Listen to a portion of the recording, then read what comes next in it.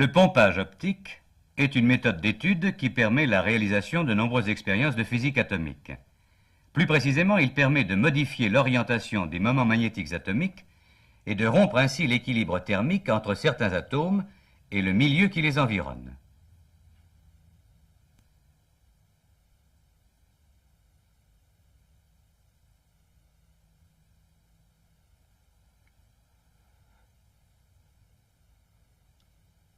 Lorsque l'atome ne subit pas d'interaction extérieure, son moment magnétique conserve une orientation fixe dans l'espace.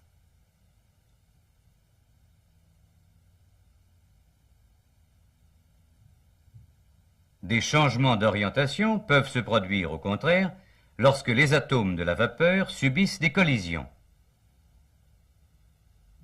L'atome peut céder à la paroi son énergie magnétique et s'orienter dans le sens du champ. Mais la paroi est constamment le siège de mouvements d'agitation thermique, et ceux-ci peuvent rendre à l'atome assez d'énergie pour qu'il s'oriente en sens opposé au champ magnétique. Cet échange d'énergie dans les chocs constitue le phénomène de relaxation.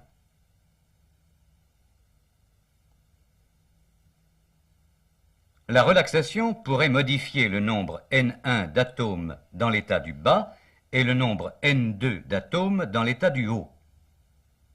On appelle N1 et N2 les populations des deux niveaux.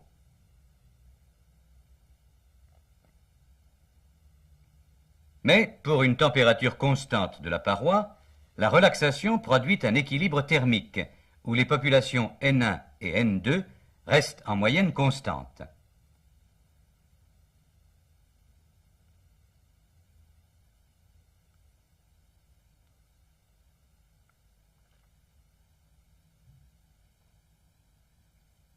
Le rapport des populations est donné par la formule de Boltzmann, N2 sur N1 égale exponentielle moins delta E sur KT. Delta E est la différence d'énergie entre les deux niveaux. KT est une énergie proportionnelle à la température absolue T. À température ordinaire, KT est de l'ordre de 1/40 d'électron-volt.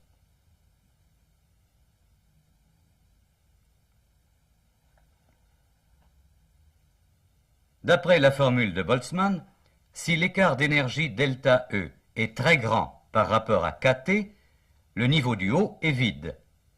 Mais si delta E et KT se rapprochent, la population du niveau supérieur n'est plus nulle. Inversement, si l'écart d'énergie delta E est très petit par rapport à KT, les deux niveaux sont presque également peuplés. C'est toujours ce qui se passe dans le cas de sous-niveaux magnétiques à température ordinaire. En d'autres termes, à l'équilibre thermique à température ordinaire, les moments magnétiques atomiques sont répartis en nombre égal suivant les diverses orientations.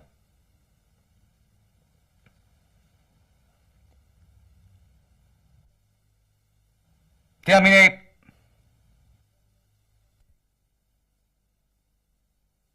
On sait que la polarisation des composantes Zeeman émises par les atomes s'explique par des échanges de moments cinétiques entre la lumière et les atomes.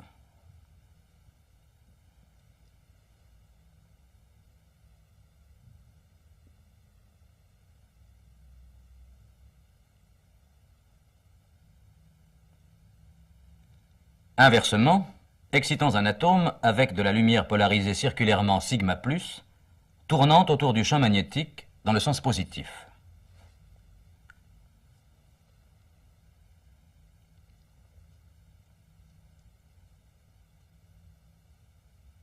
L'atome absorbe le moment cinétique du photon, c'est-à-dire que la projection de son propre moment cinétique augmente de la quantité h bar.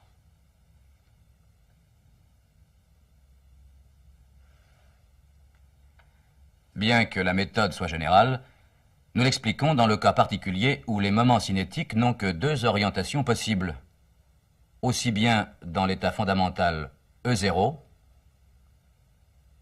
que dans l'état excité E1. Les atomes dirigés dans le sens du champ ne peuvent pas absorber la lumière sigma plus parce que leur moment cinétique ne peut pas augmenter. Lorsque les atomes dirigés en sens opposé au champ absorbent la lumière sigma plus, leur moment cinétique s'oriente dans le même sens que le champ magnétique.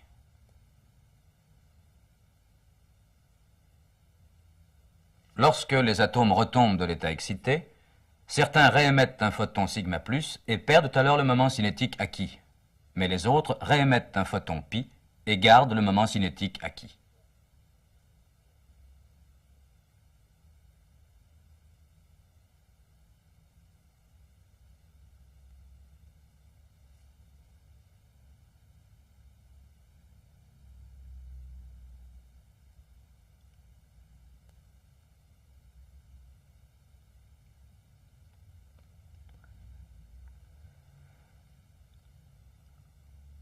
En résumé, le moment cinétique total de l'ensemble des atomes et du rayonnement est conservé, mais une partie du moment cinétique de la lumière a été transférée aux atomes.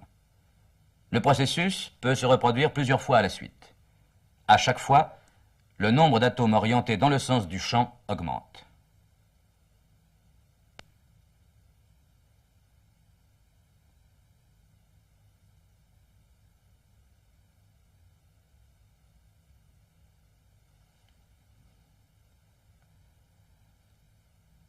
On peut, théoriquement, obtenir une orientation totale. Inversement, si on excite les atomes avec de la lumière polarisée sigma-, tournant autour du champ magnétique dans le sens négatif, on leur communique du moment cinétique négatif dirigé en sens opposé au champ magnétique. Les atomes s'orientent dans le sens opposé au champ magnétique.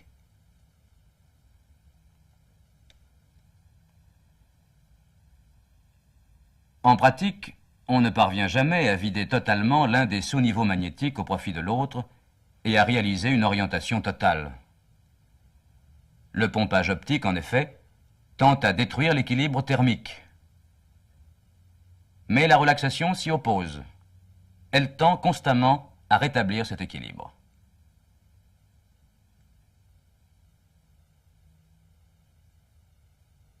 Écoutons le professeur Kastler nous expliquer lui-même sa méthode.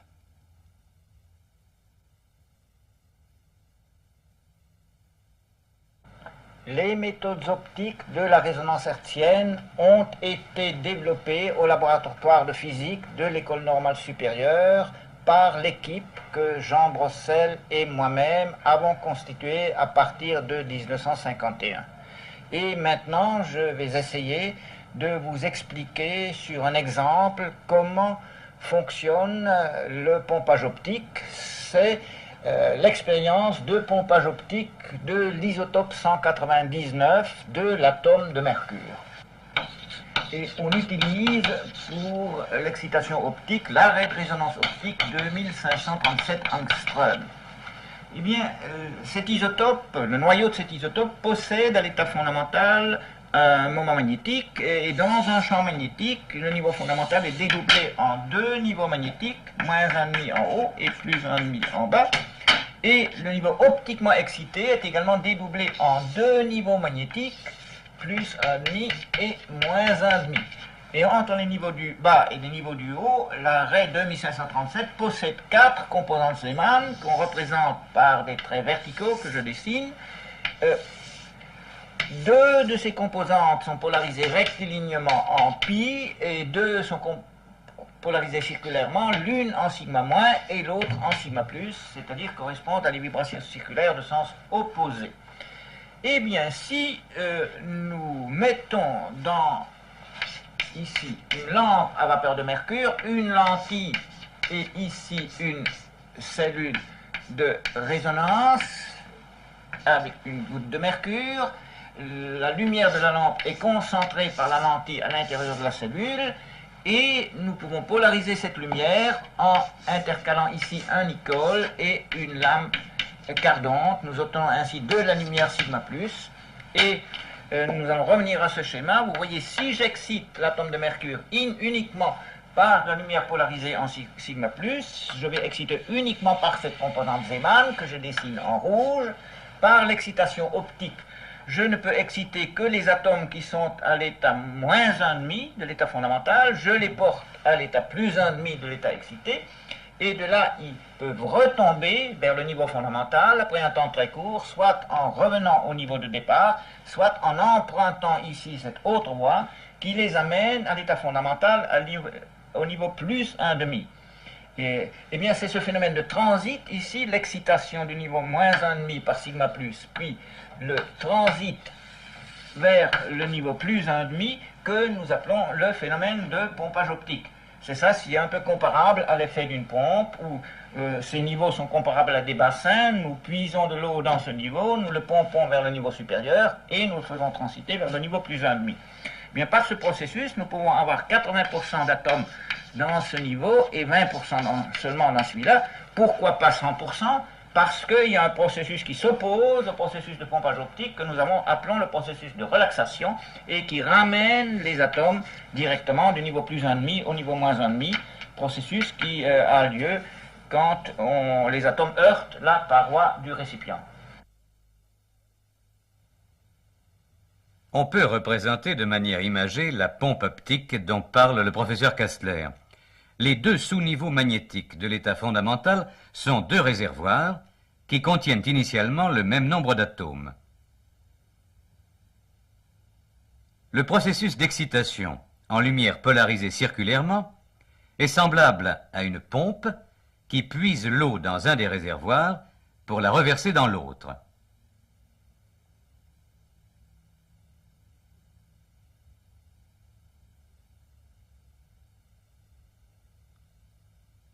Les soupapes de la pompe optique ne sont pas étanches. Une partie des atomes qui sont montés dans le corps de pompe, c'est-à-dire à l'état excité, redescendent dans leur réservoir d'origine.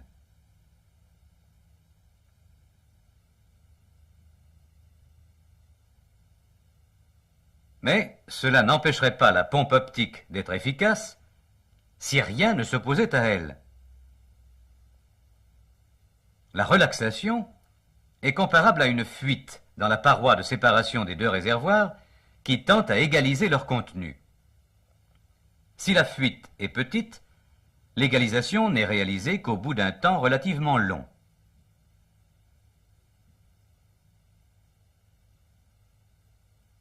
Supposons au contraire que la fuite soit grande. L'égalisation est obtenue en un temps très court. On peut définir rigoureusement une constante de temps du phénomène appelée temps de relaxation T1. Ceci n'empêche pas de créer une différence entre les contenus des deux réservoirs. Quand la différence des contenus augmente, le débit de la fuite augmente et un équilibre dynamique s'établit quand le débit de la fuite est égal à celui de la pompe. Si le pompage est faible et le temps de relaxation court, on n'obtient qu'une petite différence des contenus. Si au contraire le pompage est violent et le temps de relaxation long, on obtient à l'équilibre dynamique une très grande différence entre les deux réservoirs. C'est-à-dire que les atomes orientés dans un sens sont beaucoup plus nombreux que les atomes orientés en sens opposé. On a réalisé l'orientation atomique de la vapeur étudiée.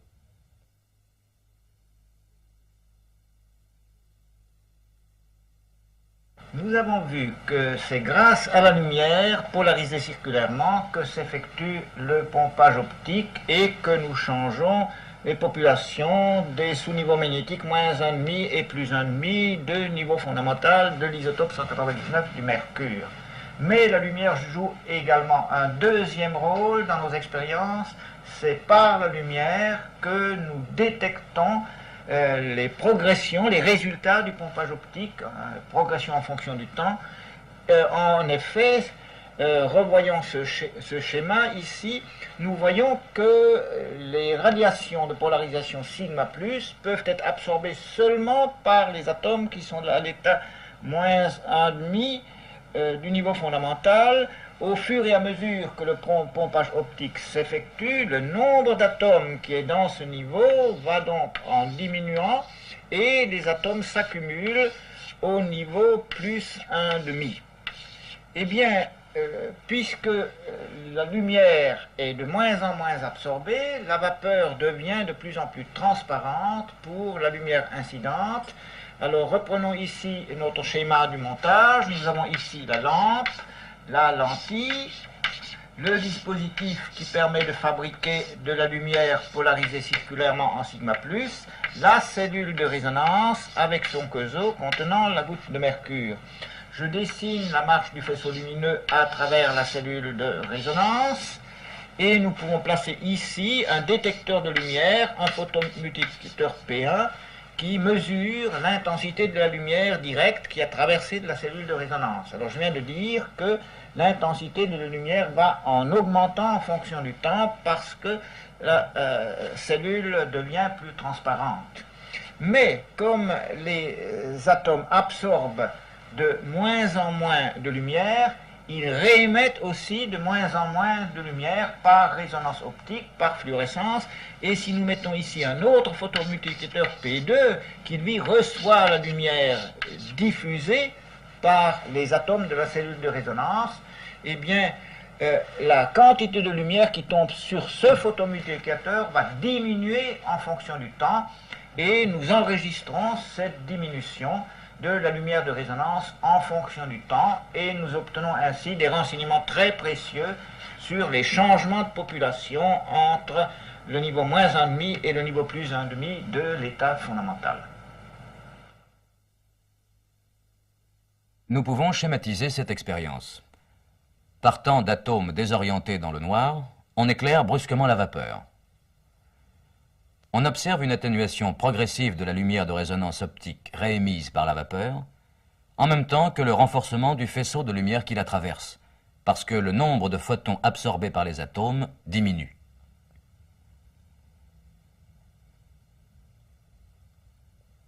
Une cellule photoélectrique permet de mesurer l'intensité lumineuse réémise et de l'enregistrer en fonction du temps sur un oscillographe cathodique. La diminution observée au cours du temps de l'intensité lumineuse réémise est une preuve de la diminution du nombre d'atomes dirigés en sens opposé au champ, c'est-à-dire de l'orientation des atomes.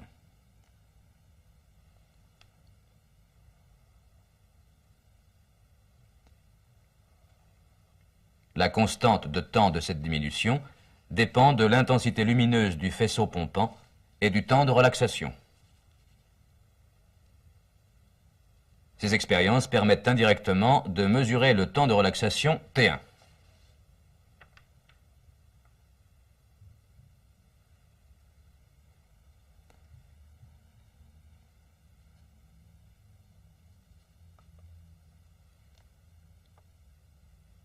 Avec des atomes de mercure ou de cadmium, on obtient des temps de relaxation de plusieurs secondes, bien que l'atome subisse environ 10 000 collisions en une seconde. Cela montre qu'une collision seulement sur 10 000 est capable de désorienter l'atome. On explique ceci par le fait que dans les cas particuliers du mercure et du cadmium, les moments cinétiques et magnétiques de l'atome proviennent uniquement de son noyau.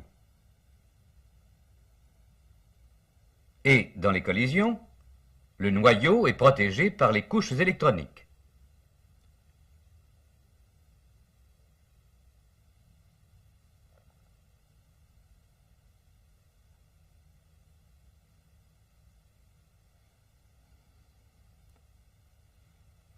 Au contraire, avec les atomes alcalins, le moment magnétique est lié aux électrons et les temps de relaxation sont très courts parce que chaque collision désoriente l'atome.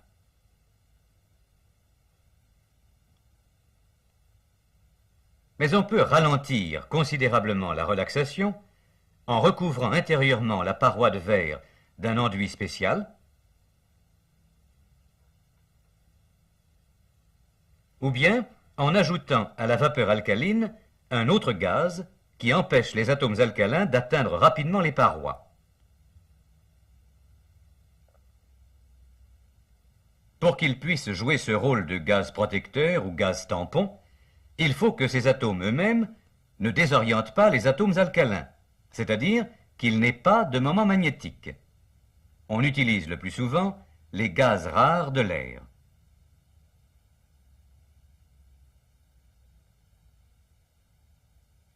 Si, au contraire, on mélange avec la vapeur étudiée un gaz dont les atomes ont un moment magnétique, les deux types d'atomes peuvent, dans une collision, échanger leur moment cinétique. Ces collisions d'échange sont possibles parce qu'elles respectent la loi de conservation du moment cinétique.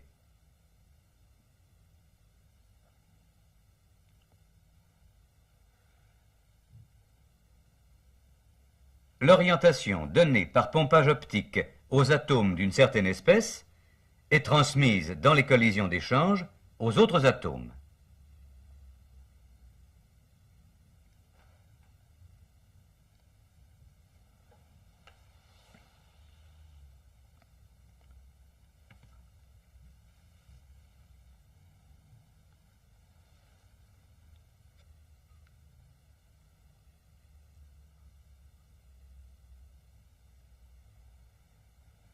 En plus de l'aimant qui crée le champ magnétique, plaçons autour de la cellule de vapeur deux bobines électriques parcourues par un courant alternatif de fréquence nue. Ces bobines créent un champ magnétique alternatif H1 cosinus 2π nu t, perpendiculaire au champ constant de l'électroaimant que nous appellerons désormais H0 pour éviter toute confusion.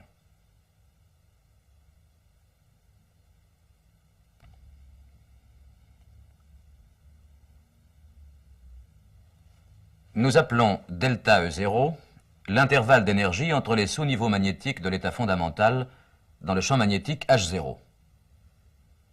Si la fréquence nue du champ magnétique alternatif obéit à la relation de Bohr, delta E0 égale H nu, il se produit le phénomène de résonance magnétique, c'est-à-dire que chaque atome se met à osciller régulièrement entre les deux états magnétiques.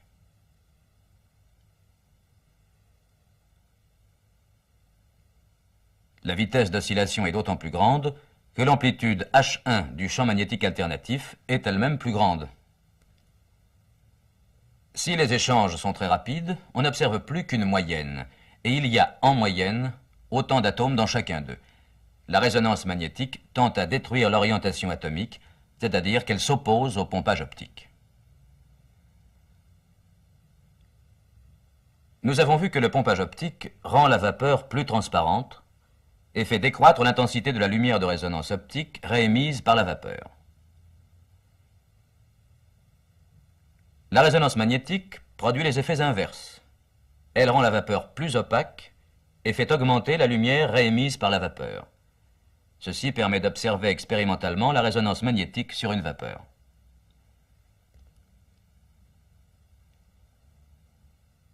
Si la fréquence du champ alternatif est plus petite que la bonne valeur nu0 égale delta E0 sur H, le phénomène de résonance magnétique ne se produit pas.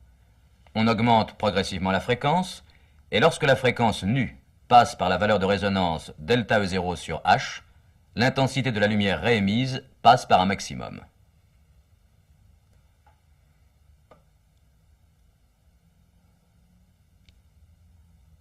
On peut mesurer cette intensité lumineuse sur un appareil enregistreur dont le déplacement horizontal est proportionnel à la fréquence nue.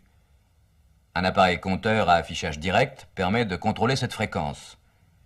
Si nous faisons varier la fréquence, nous voyons se tracer sous nos yeux une courbe de résonance magnétique.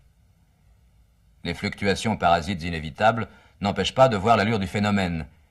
L'expérience est ici faite avec l'isotope 199 du mercure, dans un champ magnétique d'une douzaine de Gauss.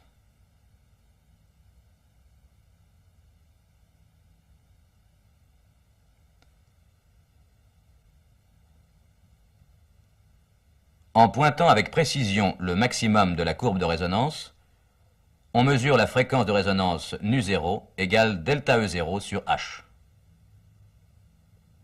La largeur de la courbe de résonance est d'autant plus petite que le temps de relaxation est plus long.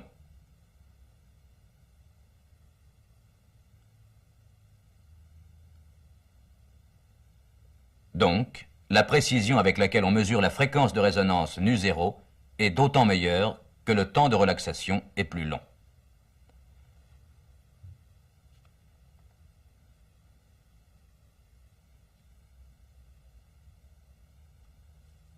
De la fréquence de résonance nu0, on déduit l'énergie magnétique delta E0 égale h nu, qui est proportionnelle à la fois au champ H0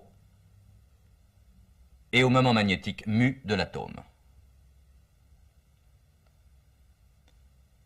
Si le champ magnétique H0 est lui-même connu avec précision, on peut, à partir de l'énergie magnétique delta E0, calculer le moment magnétique mu des atomes. Inversement, si le moment magnétique mu est connu, la valeur de la fréquence de résonance fournit une mesure du champ magnétique H0.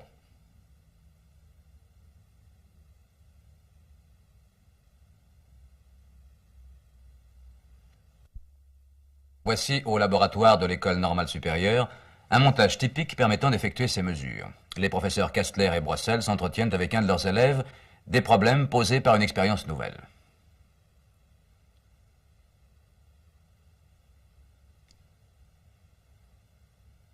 Utilisant le pompage optique du rubidium ou du césium, on construit au laboratoire des magnétomètres portatifs qui mesurent le champ magnétique de la Terre avec une précision supérieure au millionième.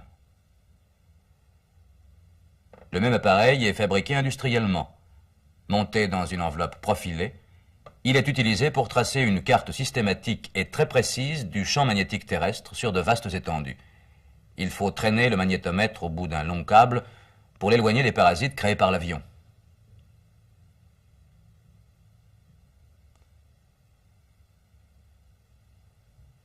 La construction miniaturisée et extrêmement robuste de ces magnétomètres permet de les utiliser aussi dans les satellites.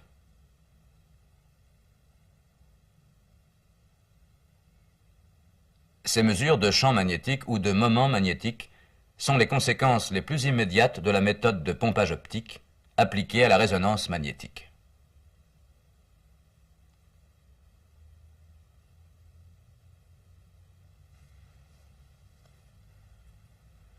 Le pompage optique offre encore beaucoup d'autres possibilités que nous ne pouvons pas citer ici malgré leur caractère fondamental.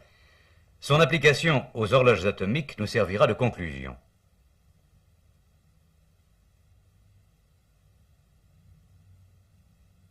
Il existe dans le diagramme d'énergie des atomes alcalins des niveaux d'énergie très proches du niveau le plus bas, mais qui en restent distincts même en champ magnétique nul. On dit que l'état fondamental est divisé en plusieurs niveaux hyper fins. L'écart énergétique entre ces niveaux est assez faible pour que la fréquence nue correspondante tombe dans le domaine des ondes radioélectriques ou de radar. Et on sait fabriquer des générateurs électriques oscillant à ces fréquences. La méthode du pompage optique peut se généraliser au cas de niveaux hyper fins et elle permet de contrôler si la fréquence du générateur électrique a la valeur nécessaire pour produire des transitions entre ces niveaux.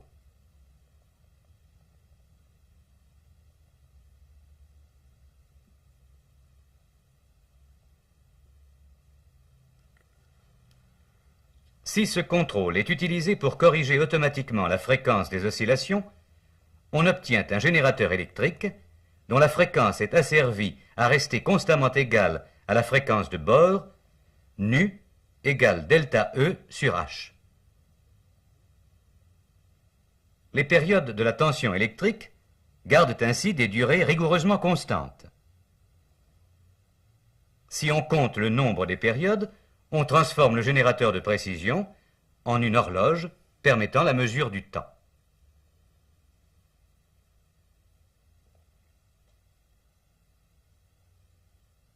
Cette ampoule en verre contient de la vapeur de rubidium. C'est la partie essentielle d'un générateur étalon de fréquence de fabrication industrielle. Une lampe à rubidium effectue le pompage optique et la lumière qui a traversé la vapeur est recueillie par une cellule photoélectrique. L'ensemble optique s'insère dans un boîtier plus vaste contenant l'électronique de contrôle et d'asservissement. La fréquence de cet étalon est définie avec 11 chiffres exacts. L'adjonction d'un compteur suffit à le transformer en horloge atomique.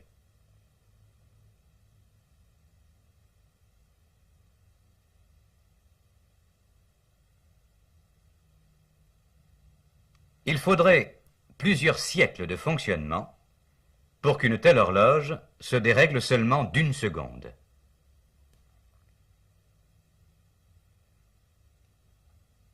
Depuis toujours, l'humanité a confié aux astronomes le soin de mesurer le temps. Et ceux-ci sont parvenus aujourd'hui à de grandes précisions. Désormais, les physiciens entrent en compétition avec eux. Mais qui nous dira où conduit le temps ?